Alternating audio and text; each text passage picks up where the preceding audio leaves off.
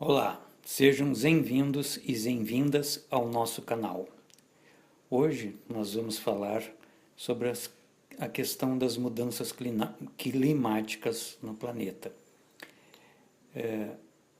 De uma forma rápida, com breves pinceladas, como se fosse o índice de um livro. Não vamos nos aprofundar em nenhum tema, mas só para que vocês tenham consciência dos múltiplos aspectos envolvidos nesta questão. Einstein dizia que se ele tivesse 1 hora para resolver um problema e a vida dele dependesse disso, ele usaria os primeiros 55 minutos para definir a pergunta apropriada. No nosso caso, qual é a pergunta mais importante? O planeta está resfriando paulatinamente ou aquecendo a longo prazo? Na verdade, não importa qual seja a verdade, as pessoas veem o que querem ver. Existem verdades inconvenientes e mentiras convenientes. O que na verdade está acontecendo, o planeta está esfriando desde 2011. Agora, nas cidades, realmente está esquentando, devido a múltiplos fatores, como a impermeabilização do solo, o desmatamento, a destruição dos córregos, poluição dos córregos, limitação dos seus leitos, o concreto, enfim, o asfalto. São múltiplos fatores que alteram o microclima e realmente nas cidades a temperatura está esquentando. Agora, no planeta como um todo, ela está baixando. A situação seria cômica se não fosse trágica, né? Um pouquinho de humor para compensar a tristeza da situação. Algumas pessoas não querem saber a verdade. Eu tenho certeza que se você está assistindo esse vídeo, você não faz parte dessas pessoas. Porque essas pessoas não querem que as suas ilusões sejam destruídas. E como diria o Einstein, um problema não pode ser resolvido no mesmo nível de consciência que criou este problema. Você precisa ir para o próximo nível. E para explicar melhor a afirmação do Einstein, aqui nós estamos nessa imagem, do lado esquerdo tem os chakras, que são centros de energia, estão diretamente ligados às glândulas de secreção internas, glândulas endócrinas. E quanto maior o nível do chakra que está desperto, mais alto é o nosso nível de consciência. A consciência não é algo abstrato, subjetivo, intangível. É algo mensurável, fotografável. À nossa direita nós temos um equipamento, o Aura Video Station, que permite ver ao vivo e a cores a aura e os chakras. E no centro tem um exemplo de um alto grau de evolução. Você já deve ter visto essas imagens de santos, de iluminados, com a auréola na cabeça, que significa um alto grau de consciência.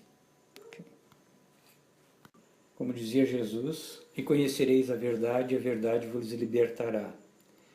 Dalai Lama também diz a mesma coisa, conhece-te a ti mesmo como realmente você é. E Sun Tzu, na Arte da Guerra, há mais de 5.000 anos, dizia o seguinte: se você conhece o inimigo e conhece a si mesmo, não precisa temer o resultado de 100 batalhas. Se você se conhece, mas não conhece o inimigo, para cada vitória sofrerá também uma derrota. Se você não conhece nem o inimigo, nem a si mesmo, perderá todas as batalhas. E nessa sequência de slides, o que nós estamos fazendo é transmitir conhecimento, dando pistas do que está acontecendo no planeta. Aqui nós vamos exemplificar um exemplo do pensamento linear. Fracasso da primeira Conferência Internacional de Planejamento Urbano de Nova York em 1898. Em 1894, o Times de Londres estimava que, em 1950, todas as ruas da cidade teriam cerca de 3 metros de altura de excrementos de cavalo. Um analista de Nova York estimava que, em 1930, o esterco chegaria às janelas do 3º piso dos prédios de Manhattan. Conclusão. As regulamentações governamentais não tiveram nenhuma participação na solução e suas políticas não lograram êxito, como demonstra a Conferência Internacional realizada em Nova York. As previsões sobre o esterco dos cavalos, chamada pelo historiador Stephen Davis de parábola do esterco, podem ser comparadas com as previsões alarmistas dos planejadores centrais atuais sobre o aquecimento global. Essas questões de clima fala muito em aquecimento global antropogênico. E nós sentimos que é necessário detalhar o que significa antropogênico. Antropogênico, literalmente falando, são efeitos causados pelo ser humano.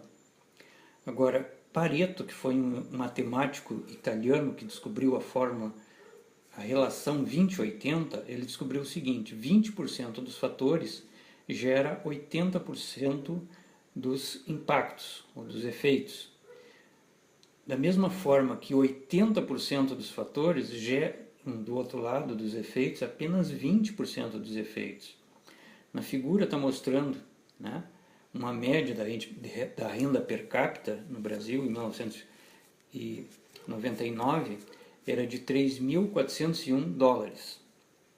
Só que quando se vai observar quanto realmente ganhou cada parcela da população, se nota que 10% da população ficaram com 50% do capital. 40% da população, a classe média, ficou com 40% desse capital, e 10% da população ficou com os outros 50%. Então, vê que não é uma distribuição homogênea. E o que se fala,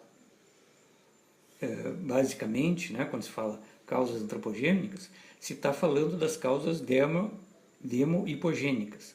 Quer dizer, o que 80% da população faz, a questão do escapamento dos carros, a economia de água, de energia elétrica, todos esses fatores juntos, do outro lado da balança, apenas produzem 20% de impacto no planeta.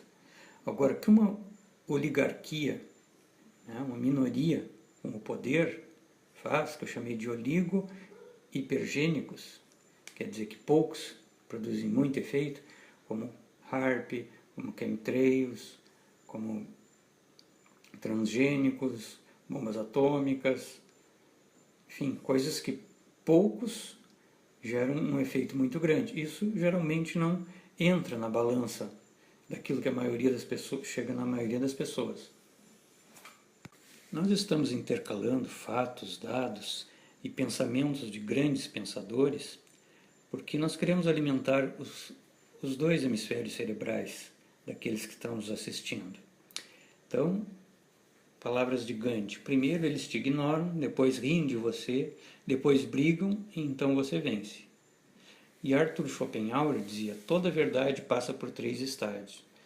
Primeiro é ridicularizada, segundo é violentamente oposta, terceiro é aceito como algo autoevidente.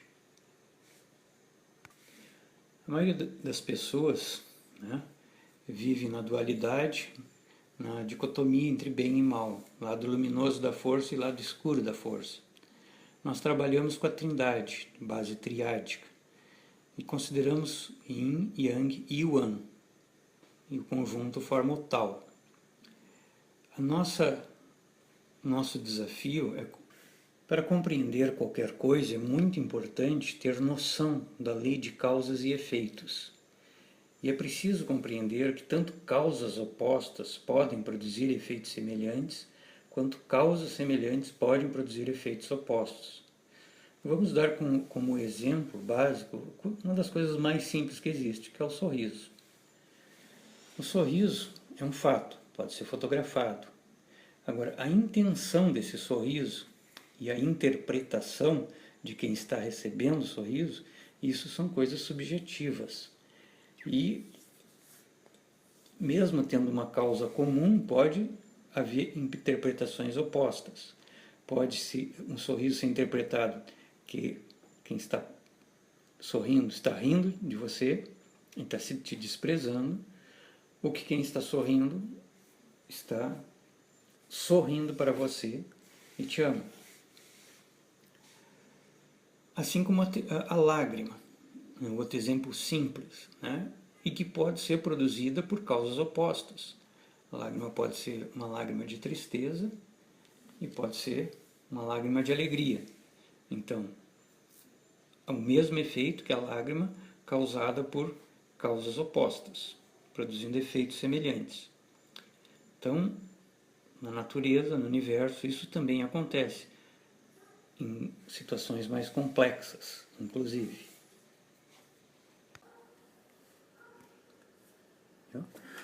Variações geomagnéticas, heliomagnéticas e do fluxo de raios cósmicos galácticos, possíveis consequências climáticas na região da América do Sul. Do ponto de vista climático, enquanto as nuvens altas agem no balanço energético terrestre de forma a aumentar a temperatura da região abaixo delas, o efeito das nuvens baixas é o contrário, ou seja, estas agem de forma a diminuir a temperatura da região abaixo. Estudos realizados por Anne Marsh e Severance Mark demonstram que os raios cósmicos influenciam o clima da Terra, comparando as mudanças na cobertura de nuvens com o fluxo de raios cósmicos que atingem a troposfera. A variação de raios cósmicos e a cobertura das nuvens, subsequente forçante dos raios cósmicos nas nuvens. O aumento do fluxo de raios cósmicos aumenta a cobertura de nuvens baixas, que faz com que o clima fique mais frio. E aqui na América do Sul, nós temos o efeito da anomalia magnética do Atlântico Sul, AMAS, que faz com que a nossa magnetosfera nessa área tenha uma espessura menor e por isso a incidência de raios cósmicos aqui seja maior. A variação das atividades solares, as oscilações do plano galáctico, a entrada e saída dos braços da espiral e diversos outros fenômenos geram variações do fluxo de raios cósmicos, o que tem como consequência a variação da concentração de nuvens de condensação, que provoca uma variação na cobertura de nuvens baixas, que gera uma variação do albedo planetário. O albedo planetário está relacionado com a taxa de refração da energia solar. Numa superfície preta fosca, né, essa índice do albedo é igual a 0. E um terreno coberto por neve fresca tem um dos maiores índices de refração. E os outros ambientes, vegetações, têm variações entre esses dois extremos. E essa taxa de refração do albedo planetário influencia diretamente as variações climáticas. Um breve diagnóstico da nossa situação atual no ambiente mundial globalizado. Nós temos pelo lado escuro da força, no apocalipse que a gente está vivendo, o HAARP, que são antenas que existem em Glaucona, no Alasca, uma quantidade de antenas com potência maior do que todas as antenas de rádio e televisão espalhadas pelo planeta, e que visa atingir a ionosfera. O HAARP é capaz de produzir enchentes, furacões, tsunami, terremotos, secas, esses desastres básicos. É uma arma climática. Os chemtrails são os rastros químicos que os aviões estão deixando no céu, que é diferente do contrail, o contrail é aquele efeito físico, térmico, de condensação da água, mas é curto, fino e desaparece logo. O chemtrail, os rastros químicos, são compridos, largos e custam para desaparecer. E contaminações e poluições de todos os tipos, né? Pelo lado luminoso da força, nós temos as profecias do arco-íris, que são um contraponto ao Apocalipse, são um final feliz para esse período transitório que o planeta está passando. O planeta está passando de um planeta de provas e expiações para um planeta de regeneração, da terceira para a quinta dimensão. Estamos entrando na era de Aquários, estão vindo as crianças índicos, cristais, arco-íris. Nós estamos entrando no cinturão de Fótos, um período de luz de 2000 anos. Então tem muita coisa boa acontecendo, apesar, né, do lado escuro da força estar dando seu canto de cisne. Aqui nós estamos colocando os 20% do lado escuro da força, né, as armas eletromagnéticas, como o HAARP. Os russos também têm, né, equipamentos equivalentes. O HAARP é americano. Os chemtrails, que são os rastros químicos. Isso representa, naquele diagrama de Pareto, os 20% que causam 80% de efeitos negativos do outro lado da balança. E o Brasil é signatário de um acordo internacional que se chama ENMOD, Environment Modification, que foi dado início em 1976, que é uma convenção de proibição do uso militar e hostil de técnicas de modificação ambiental. E esse acordo foi feito depois que houve, na Guerra do Vietnã, os americanos fizeram chover em cima da trilha de Ho Chi Minh, Operação Popeye, para inviabilizar o trânsito daquele país. Então, após esse evento, uma provocação de chuva com propósitos militares, foi criado um acordo proibindo esse tipo de técnica. Infelizmente, né, não é seguido esse acordo. Os chemtrails passam livremente, a aeronáutica, a fraqueza aérea brasileira faz de conta que não enxerga, né? E assim por diante. Outro fator que provavelmente você não ouviu mencionar que possa causar alterações climáticas, as bombas atômicas, né? Se você tiver os neurônios funcionando, não é um raciocínio difícil de compreender. Como é que algo que causa um calor absurdo, capaz de queimar a população e destruir, uma destruição enorme, jogado no oceano, onde passam as correntes termoalinas, né, ou subterrâneas, não vai alterar em nada o clima. E o seu carro, o escapamento do seu carro, vai produzir alterações climáticas. Bomba atômica, simplesmente, eu não ouvi ninguém mencionar que fizesse mal para o planeta ou para o clima. É uma coisa difícil de engolir, né?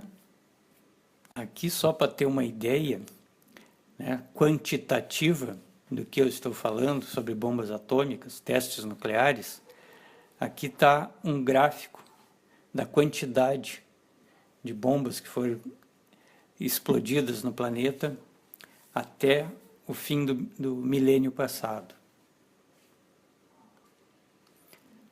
Então, para falar também do lado luminoso da força, por exemplo, a Fundação Cacique Cobra Coral é parte dos 20% que fazem 80% de diferença. A Fundação Cacique Cobra Coral, o cacique já foi um chefe indígena, já foi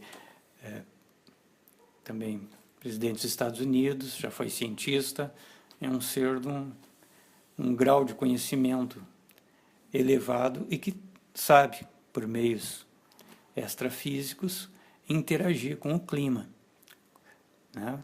E se vocês entrarem na página da Fundação Cacique Cobra Coral, tem reportagens lá de diversas ações dessa fundação, do cacique. Aqui é uma amostra, essa é a capa de um livro, da qual eu conheço o autor, sobre aquela pergunta inicial lá, que o Einstein mencionava, que ele gastaria 55 minutos para fazer a pergunta. Então, o título do livro é Aquecimento Global, Ciência ou Religião? Aqui estão os dados, né, do professor Gustavo de Macedo Melo Batista. Então, aqui está um gráfico da temperatura mundial entre 1997 e 2012. E nota-se que ela, a partir de 2010, começou a declinar. Ou seja, houve um período de aquecimento até 2010 e depois de 2010, 2011, o planeta está em um período de resfriamento. Aqui nós estamos colocando os 5 elementos básicos, né, que têm influência no clima. Então, 5 elementos são terra, água, ar, fogo e o éter, que aqui estão ligados, né? O fogo, a barisfera, o calor central do planeta, a hidrosfera está ligada à água, obviamente, a atmosfera ao ar, a litosfera à terra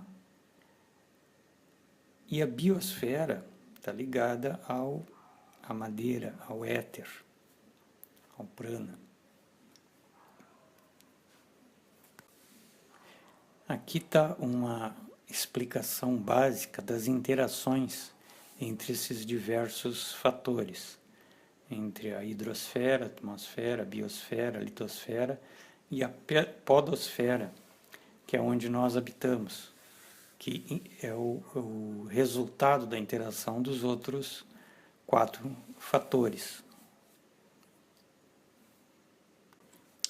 Outro fator que também influencia é a questão da ressonância de Schumann, que nos últimos anos tem se acelerado. A ressonância de Schumann é como se fosse um marca-passo planetário que, digamos, comparado ao coração humano, nesse momento estaria com um ataque cardíaco. Os 2 principais fatores que afetam o clima do nosso planeta são o Sol e os oceanos. E aqui mostra um gráfico das manchas solares, tá? Que são cíclicos. A Lua é outro fator que influencia as marés, né? Existe um ciclo lunar que é chamado precessão do plano de órbita lunar ou dos nodos lunares. Isto é, à medida que a Lua revolve em torno da Terra, o plano de sua órbita vai bamboleando no espaço, variando entre 28,6 graus a 18,4 de latitude e retorno em 18,6 anos. Esse ciclo faz com que isso altere o nível dos oceanos. Um ciclo menor altera as marés. Esse ciclo maior da Lua faz com que o nível dos oceanos oscile em maior grau. Aqui está em termos gráficos o ciclo da força gravitacional lunisolar nas marés. E a temperatura do mar do Atlântico Norte, ele é que determina se aqui no hemisfério sul acontece o fenômeno de El Niño ou Laninha. E esse ciclo, que se chama ciclo decanal do Atlântico Norte, multidecanal, o Sol também inverte o polo norte e o polo sul do Sol num ciclo de mais ou menos também 11 anos. Então, de repente, essa inversão dos polos solares influencia nessa temperatura do Atlântico Norte. Então, aqui mostra em termos globais as consequências do El Niño de 2015, que deve se prolongar até 2016, prolongou até 2016, mostrando as diversas regiões, as áreas onde ficaram quente seca, com chuvas e com chuva e frio. Em 2010, o gelo no Ártico estava dentro do seu padrão médio. Esse gráfico mostra as anomalias do gelo no Ártico, né, mostrando os anos embaixo e em milhões de quilômetros quadrados a superfície. Aqui mostra um novo recorde da expansão do gelo no Atlântico, no Mar Antártico. Em 2015. O número de tempestades tropicais e furacões por temporada. Este gráfico de barras mostra o número de tempestades nomeadas e furacões por ano a partir de 1851 até 2014. Aqui nós temos uma visão, que se você estiver interessado, acesse o site no canto inferior direito da página. Ele mostra diariamente qual é a situação de terremotos e furacões, terremotos e vulcões no planeta, em tempo real.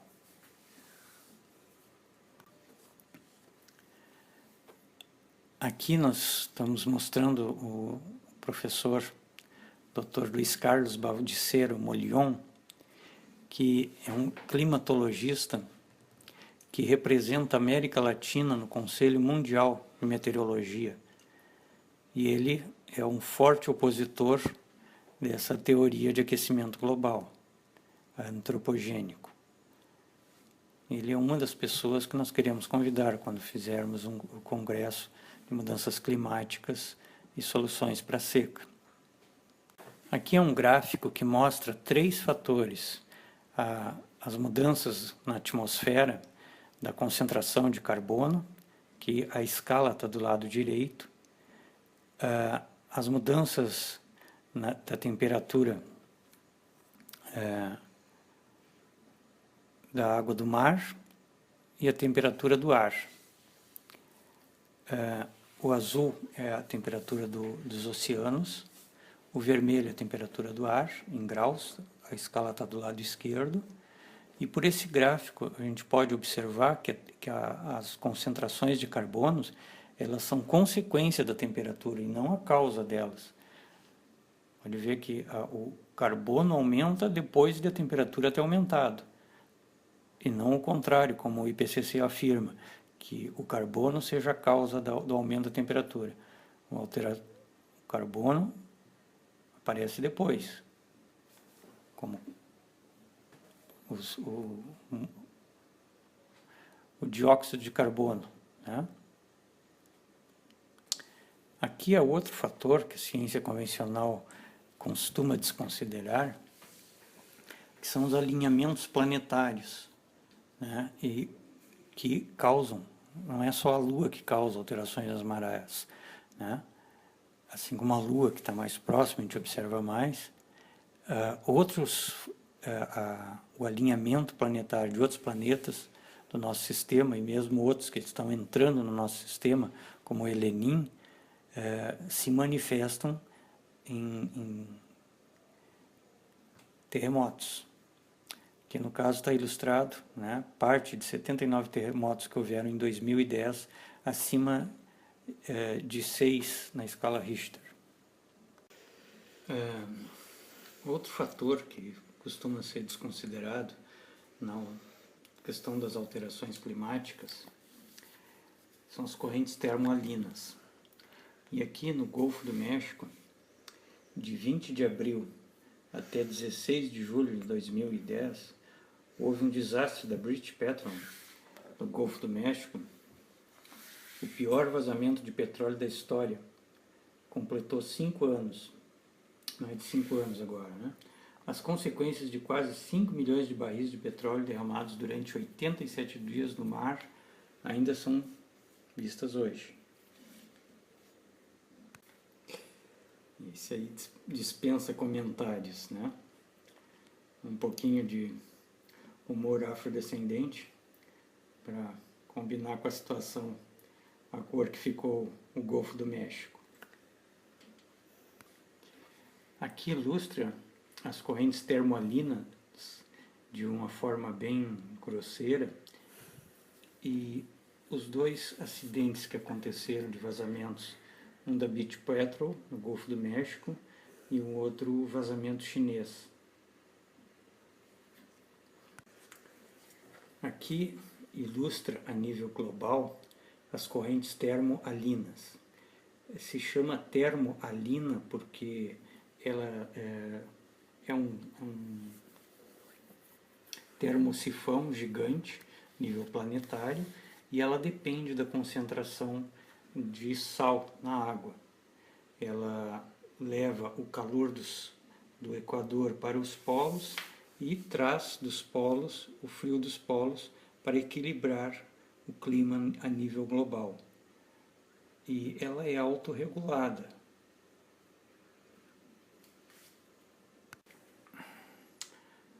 O derramamento de óleo da Beach Petrol e danos na corrente termoalina do Golfo do México. O físico teórico italiano Dr. Gianluigi Zangari diz que o derramamento de óleo da Beach Petrol causou um enfraquecimento dramático na vorticidade da corrente do Golfo e do Atlântico Norte atual, e uma redução na temperatura da água do Atlântico Norte em 10 graus Celsius. O rompimento de uma corrente quente fundamental pode gerar uma reação em cadeia de fenômenos críticos e imprevisíveis. Pode ter consequências graves sobre a dinâmica da atividade de termorregulação do Golfo do México no clima global. O impacto da corrente do Golfo sobre o clima é bem conhecido, mantendo a Islândia e a Escócia confortável no inverno em comparação com o profundo frio de Labrador na mesma latitude. A corrente do Golfo afeta diretamente os padrões de tempo e clima ao longo de todo o hemisfério norte e talvez até mesmo no mundo inteiro. Com o texto anterior, com base de dados em 6 satélites de maio a junho de 2010, foi comprovado que a corrente do Golfo havia sido interrompida, perdeu velocidade e energia com uma queda de 10 graus Celsius da temperatura do oceano. O Dr. Zangari afirma que este não é o efeito borboleta, mas o efeito de elefante, e com a quantidade de óleo liberado, o sistema natural, como um marca-passo ligado ao clima do mundo, há milhões de anos desapareceu. A conclusão do Dr. Zangari é que a glaciação está acontecendo num ritmo desconhecido e inevitável, ou seja, uma nova era do gelo.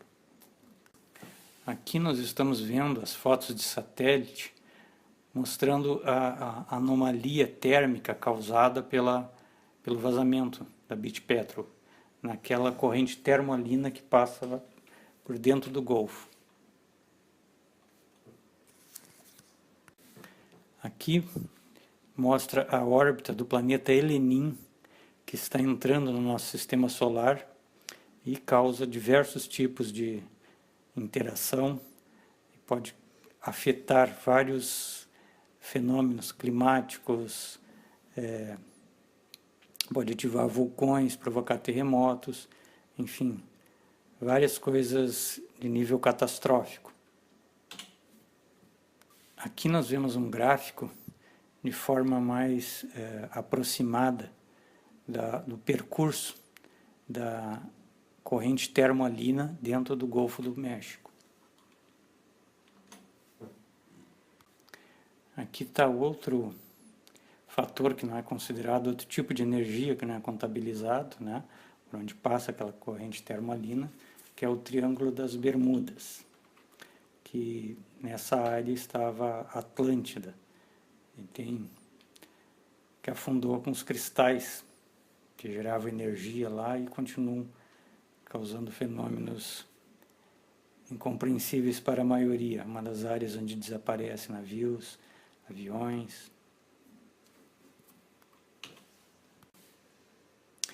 Aqui nós vemos correntes oceânicas, onde o lixo que se joga no mar acaba se concentrando. E os dois principais fatores de regulação do clima, a nível macro, é o Sol e os oceanos. E o oceano está sendo usado como lata de lixo, como esgoto, né? Existem ilhas de lixo maiores que o país dos Estados Unidos. A grande porção de lixo do Pacífico, chamada ainda de Grande Depósito de Lixo do Pacífico, Grande Ilha de Lixo do Pacífico ou Grande Sopa de Lixo do Pacífico, tal como descrita principalmente pelo pesquisador Charles J. Moore, desde 1997 é uma região do Oceano Pacífico. Estima-se que seu tamanho já se aproxima de 680 mil quilômetros quadrados, o equivalente aos territórios de Minas Gerais, Rio de Janeiro e Espírito Santo somados, e não para de crescer. Foi descrito em fevereiro de 2008 no site da BBC e no jornal britânico The Independent. A grande porção de lixo do Atlântico Norte é uma área recentemente descoberta de detritos marinhos flutuando no giro do Atlântico Norte. Esta aglomeração é estimada em possuir centenas de quilômetros de extensão, com uma densidade acima de 200 mil peças de detritos por quilômetro quadrado. Os destroços mantêm-se numa zona variando de 1.600 quilômetros ao norte e ao sul ao longo das estações e rumo até mais ao sul durante a oscilação sul de El Niño, de acordo com o NOAA. Aqui novamente nós temos as correntes termoalinas, para ver a comparação onde está as ilhas de lixo, né, que acabam afetando também essas correntes termoalinas, em maior ou menor grau. Aqui mostra uma bolha fria, aquela em azul, mostra de setembro de 2014 até agosto de 2015 as imagens. E se nota que essa bolha fria já é consequência da interrupção anterior da corrente termoalina quente que passava dentro do Golfo do México. Então, se falando em aquecimento global, uma bolha fria, fica mais complicado de explicar. A extração do petróleo e as correntes termoalinas. O clima do planeta e os gases na atmosfera, principalmente o CO2, são significativamente regulados pela circulação oceânica, conhecida como a correia transportadora. Quando esse sistema aquece, circula mais rápido e, como resultado, os oceanos absorvem menos carbono da atmosfera, diminuindo a temperatura equatorial e aumentando o calor que é dissipado nas regiões polares, porque o calor deixa de ser dissipado em áreas tropicais. Isto faz com que os continentes tenham mais calor e descongele os polos. Mas o que é a fonte do calor que provoca essas mudanças? Aqui mostra uma fatia da Terra, mostrando a nível de profundidade, né, e as temperaturas, mostrando que o núcleo interior, né, está ali 5.000 graus. E a corrente termoalina que passa mais próxima do Brasil é a fria, essa azul, né, que está no gráfico da direita. E o nosso pré-sal vai de 5 a 7 mil metros de profundidade abaixo do nível do mar, onde se extrai o petróleo, que é um isolante térmico, e se coloca no lugar do petróleo a água do mar, que é um condutor térmico. Então, essa fonte de calor interno vai aquecer o mar e vai alterar essas correntes termoalinas. Trocando isolante térmico por condutor de calor. Petróleo versus água do mar. É a extração do petróleo mais do que sua queima que produz esse fenômeno. O núcleo da Terra é composto de ferro líquido e níquel, cerca de 5.000 graus de temperatura. Esta energia não causou nenhum efeito visível sobre o clima, porque em grande parte foi absorvida pela matéria orgânica acumulada por sedimentação nas camadas inferiores do mundo e que levou o óleo, a óleo para carvão, etc. Com a extração do petróleo, em 80 milhões de barris diariamente, são removidos 12.718.600 metros cúbicos por dia desse isolador de calor. Imagine um buraco deste tamanho e sendo que a cada 30 metros de profundidade aumenta 1 grau centígrado de temperatura. Independente do paradigma, se você tem a compreensão de que a Terra é oca ou acha que ela é compacta, as duas versões admitem que no centro, sendo oca ou compacta, tem uma fonte de calor. Naqueles que têm a compreensão de que a Terra é oca, há o Sol central planetário. E aqueles que acham que ela é compacta têm um magma, né? Tem um núcleo com calor. Calor de dentro para fora e de baixo para cima. Lembrando também que a temperatura do óleo para sair de um poço no fundo do oceano é de 65 graus e que para injetar a água do mar, que é bombeada, o calor do atrito e pressão para o furo. Isso faz aquecer o leito do mar e acelera a velocidade, causando o efeito, tal como descrito acima. Os desastres que estão ocorrendo na Califórnia, com os fogos que ocorrem periodicamente, têm a mesma pergunta. Mas o que aconteceu? Houve um esgotamento do petróleo no continente, fazendo a Terra aquecer alguns graus mais e provocar a mudança no movimento do vento e do lençol freático nas imediações daquele estado. Como diria Einstein, existe apenas 2 modos de viver a vida. Um é como se nada fosse milagre. O outro é como se tudo fosse um milagre. Eu acredito no último, assim como Einstein. E como rezam as leis de Clarke, foi um escritor norte-americano, quando um cientista distinto e experiente diz que algo é possível, é quase certeza que ele tem razão. Quando ele diz que algo é impossível, ele está muito provavelmente errado. O único caminho para desvendar os limites do possível é aventurar-se um pouco além dele, adentrando o impossível. E qualquer tecnologia suficientemente avançada é indistinguível de magia.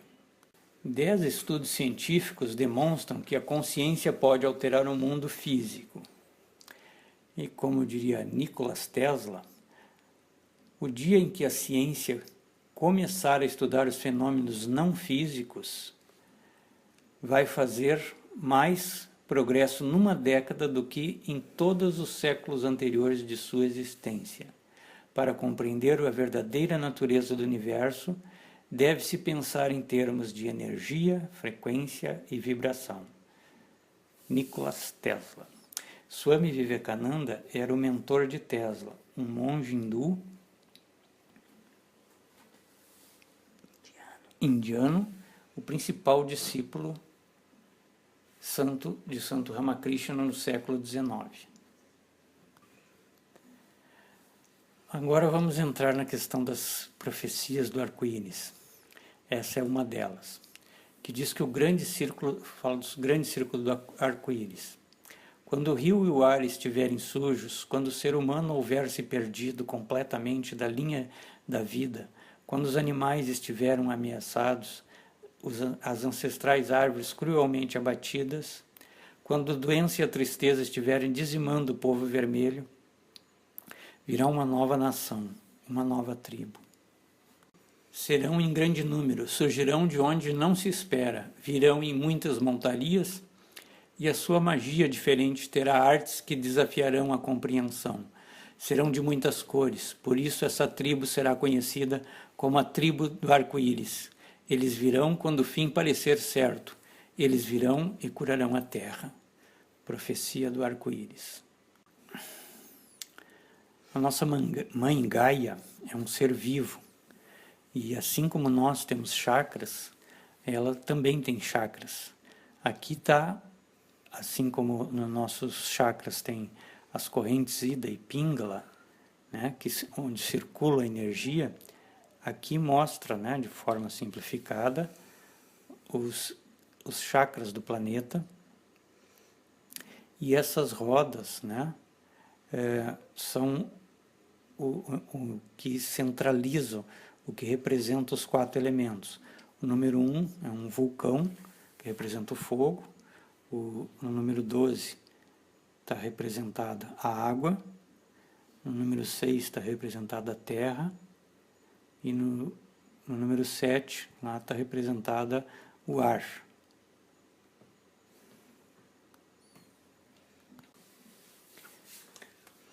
Outros fatores que precisam ser considerados a nível de mudanças climáticas são os campos morfogenéticos de Rupert Sheldrake, a noosfera de Teilhard de Chardin, os arquétipos inconsciente coletivo de Carl Gustav Jung, as linhas leis e a união dos vértices geométricos.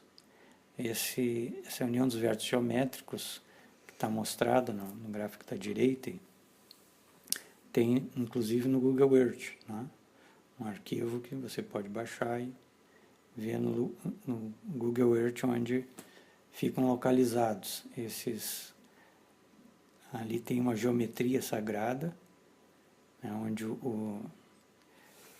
existe 64 vórtices, união dos vórtices geométricos, e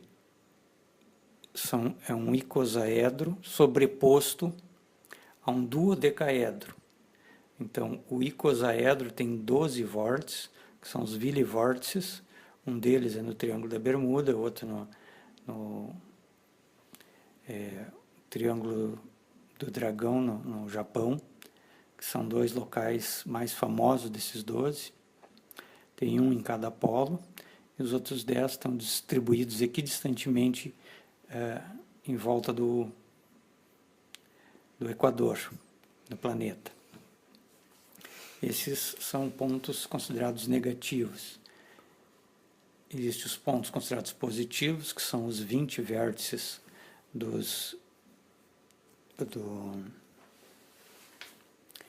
duodecaedro. E existem os pontos neutros, que é onde se cruzam as linhas as arestas do icosaedro com o duodecaedro.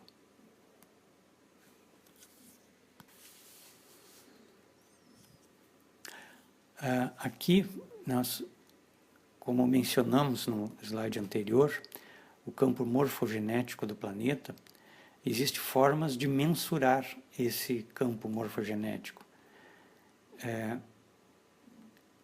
Temos aqui um link, né, noosfere.princeton.edu, que através da distribuição pelo planeta de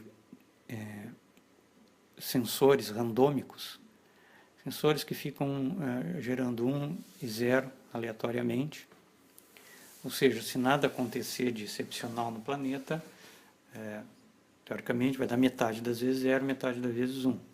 Mas quando alguma coisa afeta a nível global o campo morfogenético do planeta, é alterada também esse sistema randômico, né, aleatório. Então, a consciência coerente cria ordem no mundo. Interações sutis nos ligam uns com os outros e para a Terra. O grande cientista Einstein é uma grande fonte de inspiração para nós. E ele já dizia que nem tudo que se enfrenta pode ser modificado, mas nada pode ser modificado até que seja enfrentado. Aqui nós mostramos outro grande cientista, que infelizmente é desconsiderado pelo meio acadêmico, que é Corentin Louis Kervran, que viveu de 1901 até 1983. E ele estudou as transmutações nucleares a baixa energia. Ele estudou como os seres vivos e a natureza sabem transformar um elemento a nível nuclear em outro. E como estamos falando de mudanças climáticas, uma das primeiras observações que o Kervran fez foi na Europa, nos locais onde tinham lareiras, e morriam pessoas asfixiadas nesses ambientes. E a explicação mais simplória é que vazava gás carbônico, monóxido de carbono, de dentro da lareira e asfixiava as pessoas. Ele foi desafiado a estudar esse problema e viu que não havia essa possibilidade de sair, de vazar carbono de dentro, só saía na chaminé, hermeticamente fechado. Acontece que ele compreendeu que o ar, que é mais de 70% de nitrogênio, que é o peso da tabela periódica, é o número 7, e a molécula de nitrogênio N2, quer dizer, são 2 átomos de número 7, havia em contato com ferro quente, essas moléculas de nitrogênio se transformavam em monóxido de carbono, que é 6,8, ou seja, pulava um próton de um átomo para o outro próton, para o outro núcleo de outro átomo da mesma molécula. Então, o nitrogênio em contato com o ferro quente se transformava em monóxido de carbono. Agora, mais recentemente, outro cientista,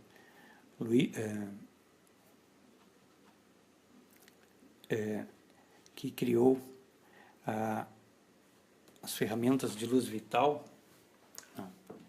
ele afirma exatamente o contrário, que conseguiu, através de harmonizadores, Slim-Spurling, com sons associados a esses harmonizadores, que são feitos baseados em geometria sagrada, no cúbito egípcio, o cúbito perdido, ele consegue, que são de cobre, não de ferro, e nem, não são quentes também, mas através desses sistemas vibracionais, ele consegue transformar moléculas de monóxido de carbono em nitrogênio. Ele consegue fazer exatamente a reação oposta que o Kervan observou. Ele consegue fazer com que o monóxido se transforme em nitrogênio, ou seja, 6,8,77. Aqui nós vamos falar de outra coisa que também é muito pouco conhecida, que se chama água superionizada. Pegaram uma lata de óleo puro de motor, abriram a tampa, misturaram com outro tanto de óleo, assim colocaram umas 3 ou 4 gotas de água e sacudiram. Dentro de 3 segundos, o óleo de motor já não estava na terra. Em vez dele havia proteínas e aminoácidos, comida de peixe, instantaneamente. Esta é uma analogia interessante porque o petróleo é o produto final de milhões de anos de vida. É o final, é preto, é o fim. E quando entra em contato com esta água, imediatamente se torna branco, transformando-se em proteínas e aminoácidos, o começo da vida. E o que é essa água? Nada mais que água com 3 elétrons extras nas órbitas exteriores. Chama-se água superionizada. Vocês vão ouvir falar dela, sem dúvida. Aqui nós estamos mostrando o autor desse livro, Curar a Terra, o Marco Poganic. Ele trabalha com litopuntura, ou seja, nós mencionamos num slide anterior que a nossa mãe Gaia, assim como nós, também tem meridianos. E essa pessoa, o Marco, ele faz esses monolitos de granito com cosmogramas e enterra em pontos específicos que ele encontra por intuição.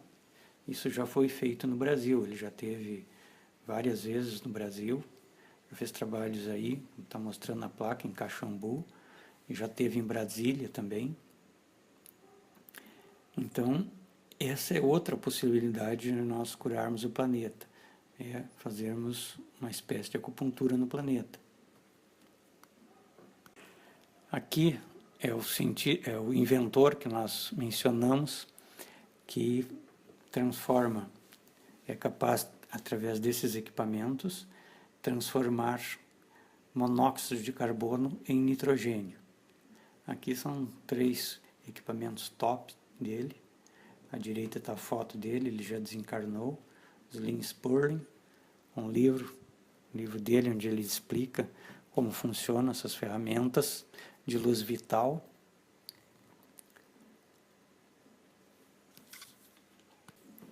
Aqui tem outra pessoa, Christian Hummel, que tem um site, Transições Planetárias, tem diversos equipamentos, a Genesa é um desses. Ela trabalhou com uma equipe também na despoluição do Golfo do México, assim como com a viúva do Slim Sperling também fez trabalhos para ajudar na despoluição do Golfo do México, embora pouco provável que vocês vão ouvir isso na mídia convencional. Aqui está o Bob Dresch, que trabalha com sons. Os sons que, associado aos equipamentos do Slim Sperling, as ferramentas de luz vital, são capazes de despoluir terra, água, ar, solo, subsolo, espaço. Aqui é outra tecnologia que se chama Agnihotra. O Agnihotra também, através do fogo e de uma pirâmide de cobre, a pirâmide truncada, que se usa invertida, ela é usada, né, em rituais que se fazem ao nascer do sol e ao pôr do sol. E ela é capaz de despoluir terra, água, ar, diminuir a taxa de criminalidade, influi positivamente no restabelecimento do equilíbrio meteorológico. Ela usa esterco de vaca, arroz e ghee, aquela manteiga purificada, né, que os indianos usam. Aqui, como diria Gandhi, um engano não se torna verdade por meio de ampla divulgação, nem a verdade se torna um engano porque ninguém a enxerga. E Lincoln dizia o seguinte: pode-se enganar a todos por algum tempo, pode-se enganar alguns por todo o tempo, mas não se pode enganar a todos todo o tempo. E para encerrar com as palavras de Einstein, insanidade é continuar fazendo sempre a mesma coisa e esperar resultados diferentes.